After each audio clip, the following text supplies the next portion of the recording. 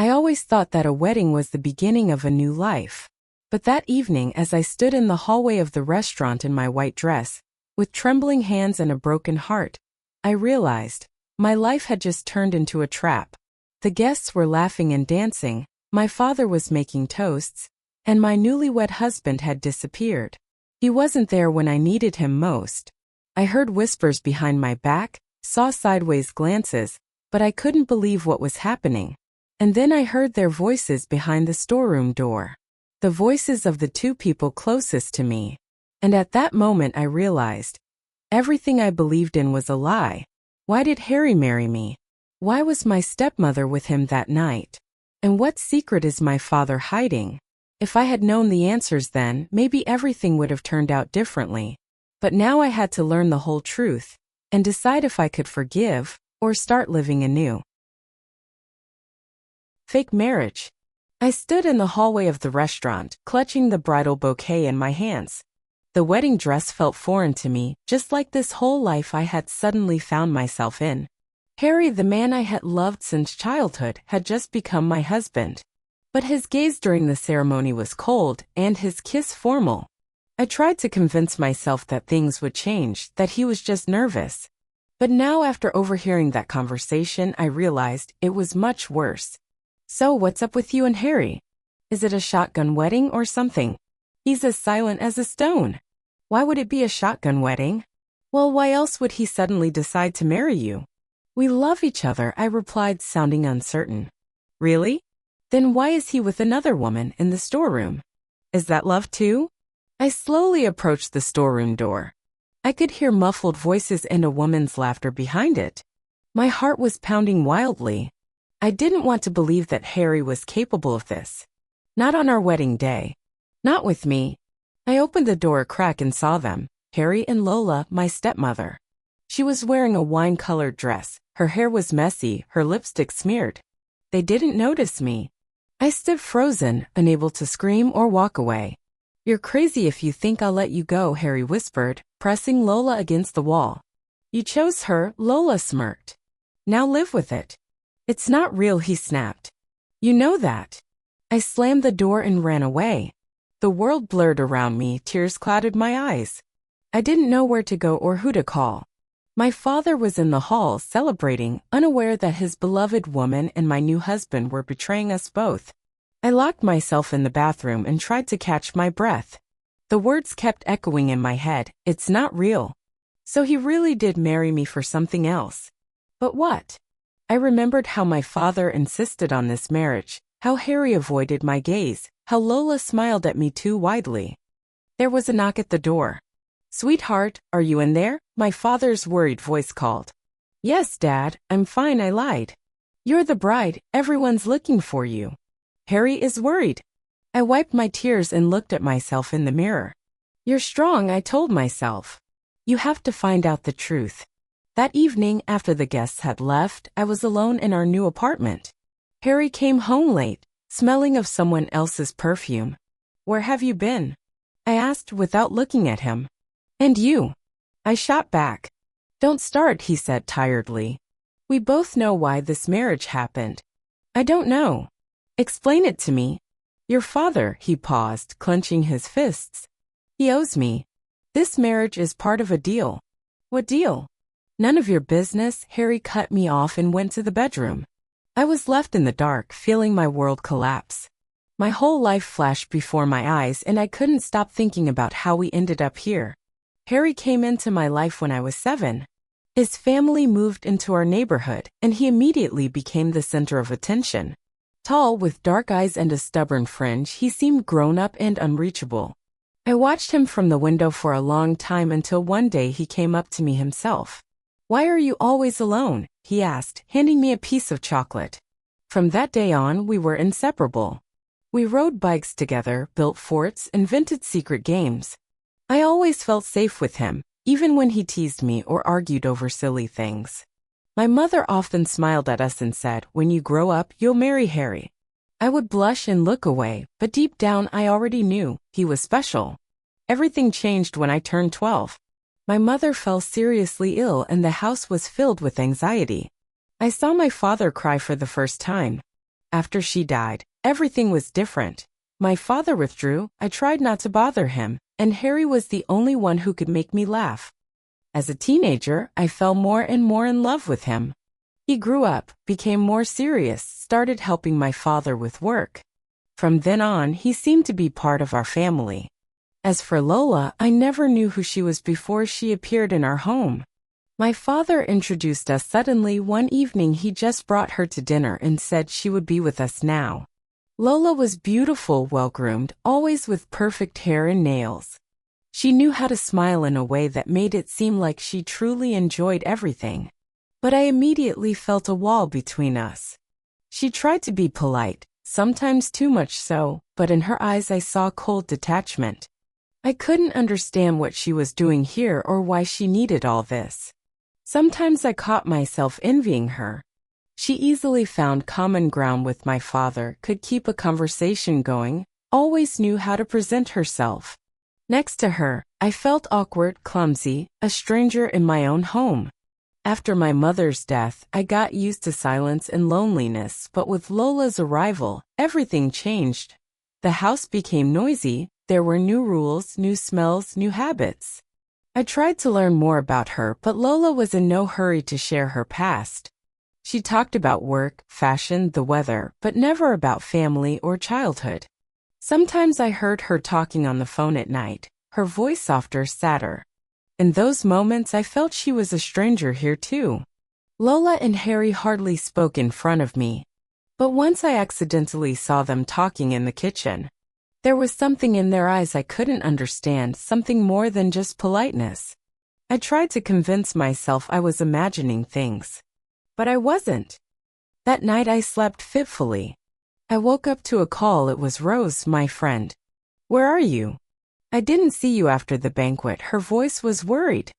"I'm fine," I lied. "Just tired." "Is Harry with you?" "Yes," another lie. "Listen," Rose lowered her voice, "I think you should be careful. I saw him talking to Lola. They seemed very close." "I know," I whispered. "Thank you, Rose." I hung up and felt everything inside me tighten. I couldn't pretend anymore. I had to act. I decided to find out what deal connected Harry and my father. In my father's office, I found an old folder with documents. Among the papers was a contract signed many years ago. It had my father's and Harry's names. The essence was simple. If my father didn't repay his debt, Harry would get a share in the family business and my hand in marriage.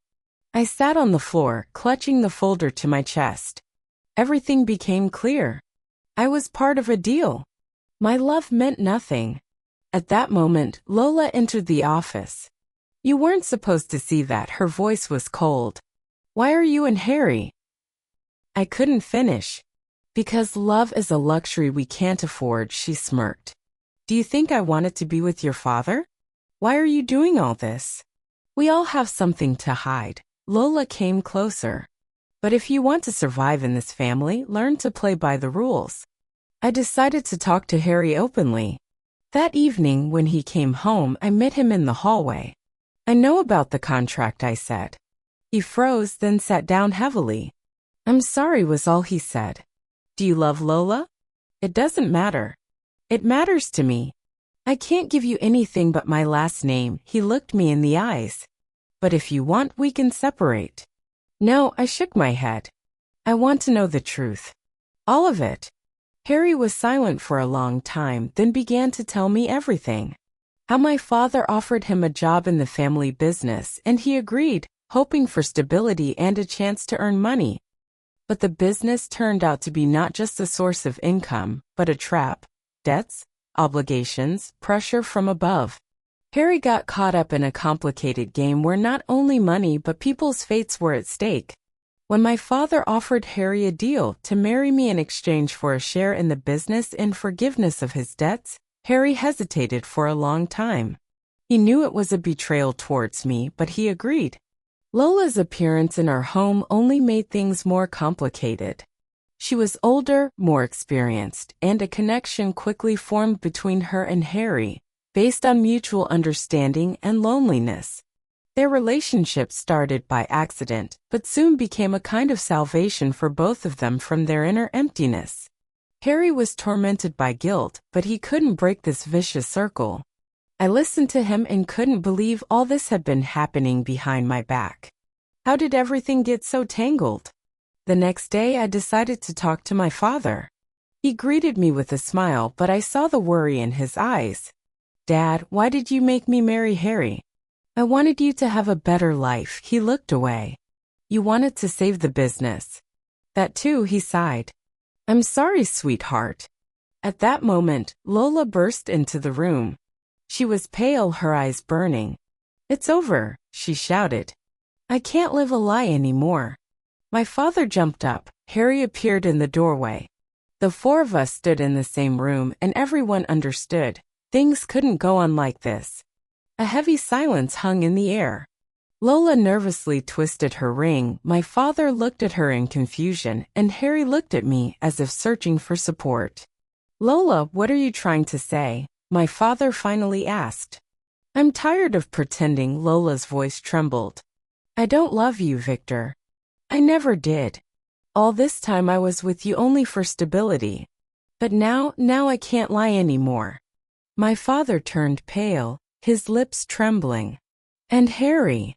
I asked, not recognizing my own voice. Lola looked at me with pity. "Harry and I, it was a mistake. But I really do love him. And he loves me too. But we have no future together." Harry lowered his head. "I'm sorry," he whispered. I felt something break inside me. But at the same time I felt a strange relief. Finally, all the masks were off. "So all this time you both lied to me?" My father's voice was quiet, but there was a threat in it. "We lied to ourselves," Harry replied.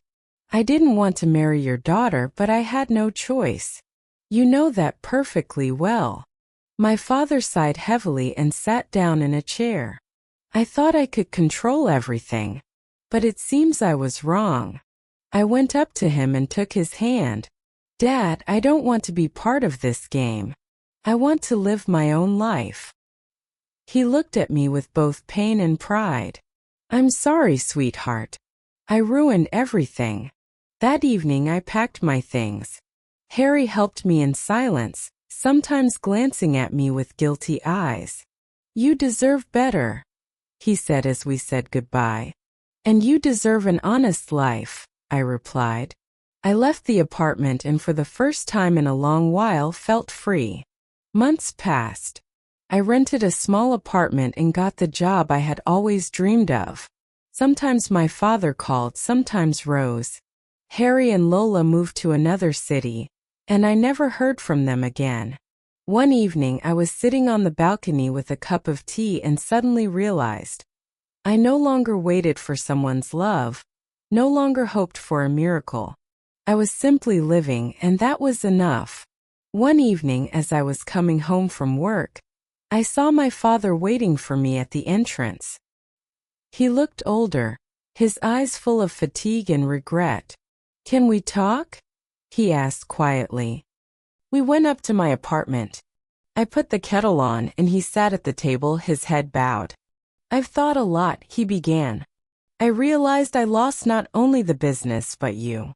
Forgive me if you can." I was silent, not knowing what to say. The hurt was still there, but I could see how hard it was for him. "I want to make things right," he continued. "To give you back what I took, your freedom, your trust, your family. I started a new life. I sold the business, now I work as an ordinary engineer. And you know, I feel lighter." For the first time in a long while I smiled. "Thank you, Dad. That means a lot to me." A week later I received a letter. The handwriting was unfamiliar, but inside was a photograph, me, Harry, and Lola at the wedding. On the back, a short note. "Forgive us. We were both weak. I hope you're happy. Harry." I looked at the photo for a long time, remembering everything that had happened. My heart no longer hurt, just a gentle sadness and gratitude for the lessons learned. One day at work, a new colleague approached me. "Luke, Tall, with kind eyes, he immediately made a good impression. We often stayed late after work, discussing books, movies, and dreams. One day he invited me for a walk around the city at night. We walked for hours, laughed, and shared our stories. For the first time, I told someone about my past without tears or shame. "You're strong," he said, "and you deserve to be happy." I felt ready to let something new into my life. For my birthday, I invited my father and Rose. The atmosphere was warm and cozy. We laughed, reminisced about childhood, and made plans for the future. "I'm proud of you," my father said, hugging me. "You've become a real woman." I smiled, feeling that I had finally found my place in this world. 2 years passed. Luke and I got married, and we had a daughter. My father often visited, helping with his granddaughter. Rose became a true friend to me. Sometimes I remembered that wedding, Harry, and Lola. But now it was just a part of my story, complicated but valuable. I learned to forgive, to let go, and to love myself. Most importantly, I was no longer afraid to be happy. Life went on as usual. I got used to the calm, to Luke's care, to my daughter's laughter. But one day, coming back from a walk, I saw a familiar figure near my building. It was Harry. He had changed a lot. He looked thinner, with tired and anxious eyes. Next to him stood Lola, now with short hair and without her former confidence. They both looked as if they hadn't slept in days. "Hi," Harry said quietly. "Can we talk?" I was taken aback, but nodded. We went to a nearby cafe. I looked at them and couldn't believe that these people had once been the center of my world. Harry was silent for a long time, turning his coffee cup in his hands. Lola stared out the window, avoiding my gaze. "We're leaving," Harry finally said. "Lola is seriously ill. The doctors say she needs surgery abroad." Lola lowered her eyes. "I've thought a lot about the past. About how much pain I caused you. Forgive me if you can." I felt the last bit of resentment melt away. I wasn't angry anymore, only sympathetic. "I forgave you long ago," I said. "I wish you both peace and healing." Harry nodded, squeezing Lola's hand. "You've become stronger," he said. "I'm happy for you." We sat in silence, each lost in our own thoughts. I remembered how I once dreamed of a life with Harry, how I was jealous of Lola, how I suffered from betrayal. Now it all seemed distant, as if from another life. "We've learned a lot," Lola suddenly said. "After we left, we tried to start over. It was hard. I couldn't forgive myself for a long time, and Harry couldn't forgive me. But illness changed everything. It showed us that the most important things in life aren't grudges, but love and support." Harry looked at me with gratitude. "I often thought about you," he admitted. "I wondered how you managed, how you let go." "Thank you." I smiled. It was nice to hear those words, but even nicer to realize that I truly had forgiven and moved on. "How are you living now?" I asked. "We traveled a lot," Harry replied, "looking for a place where Lola could get treatment. Now we're going to Switzerland. There are good doctors there, and a chance for recovery." "I'm scared," Lola added quietly. "But with Harry, I'm not as afraid." I took her hand. "It will be okay. The most important thing is that you're together." They left a few days later. I received a postcard from Switzerland. "Thank you for forgiving us. We're starting over." That night, I couldn't sleep for a long time. I thought about how people change, how life changes. Once I saw Harry and Lola as my enemies, but now I wish them only happiness and health. I realized that forgiveness isn't weakness, but strength. And that only by letting go of the past can you truly live in the present. My life with Luke was completely different. There was no place for lies or secrets. We raised our daughter together, built a home, traveled, and laughed at silly things. Luke supported me in everything: when I decided to open my own design studio, when I enrolled in evening psychology courses, when I wrote my first article for a women's magazine. "You can do anything," he would say. "The most important thing is to believe in yourself." I learned to be happy, not for someone else, but for myself. I was no longer afraid of being alone, no longer sought approval. I knew I was worthy of love and respect. One day I ran into Rose, my old friend, on the street. She hugged me and laughed. "You're completely different. You're glowing from the inside." "I'm just happy," I replied. We walked for a long time, reminiscing about the past and talking about the future. I realized I could even be grateful for the hard times because they made me who I am. A few more years passed. My daughter started school, Luke got a promotion, and I opened a second studio. My father often visited, helped with repairs, and told fairy tales to his granddaughter. Sometimes I received letters from Harry, short notes, with photos of new cities he and Lola had visited. In one letter, there was a photo of Lola after her surgery. She was smiling, holding Harry's hand. I understood. Each of us had found our own path. Some through pain, some through forgiveness, some through love. I was no longer afraid of the past. I knew that only light lay ahead. Looking back, I realized, if not for those trials, I wouldn't have become who I am now. I am grateful to fate for every lesson, every meeting, every mistake. I learned to love not for something, but in spite of everything. I learned to be happy, not because everything is perfect, but because I know how to appreciate the simple things. My new life isn't a fairy tale, but a reality I created myself. And I am proud of it. This story reminds us that behind the outward mask of a fake relationship, there can be deep feelings, fears, and family secrets. Sometimes people resort to lies and betrayal to protect their loved ones or achieve their goals, but in the end, it is honesty and the ability to forgive that help them find the path to true happiness. Forgiveness is not only an act of mercy, but also a chance to start over, free from the burden of the past. It is important to remember that even in the most difficult situations, sincerity and the willingness to understand another person can become the key to harmony and love. If you enjoyed this story, subscribe to our channel, like, and share your thoughts in the comments. What are your views on the topic of fake marriages, betrayal, and forgiveness? What lessons can be learned from such stories? We would love to hear your opinion.